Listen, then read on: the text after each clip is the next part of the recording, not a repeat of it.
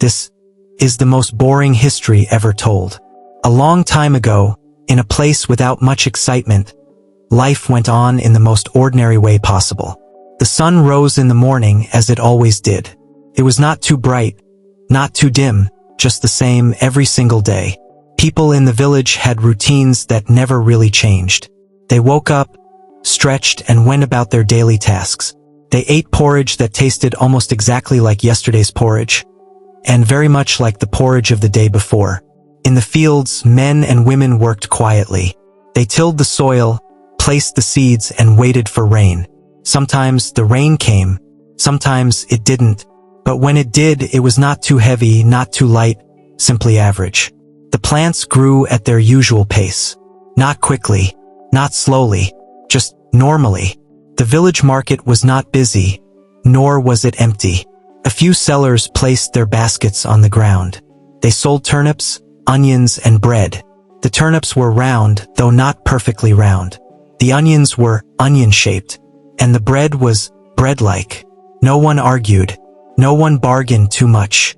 Most people simply paid and walked away. There was a man named Marcus. His life was very plain. He had a house made of stone with a door that opened and closed.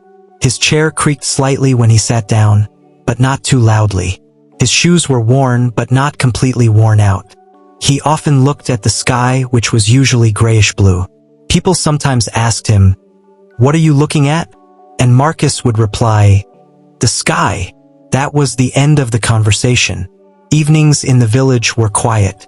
People sat by small lamps. They didn't tell exciting stories. Mostly, they just talked about the weather. "It was warm today," someone would say. Another would reply, "Yes, but not too warm." And then, there was silence. The animals in the village were equally uneventful. The cows stood still. The chickens pecked slowly at the ground.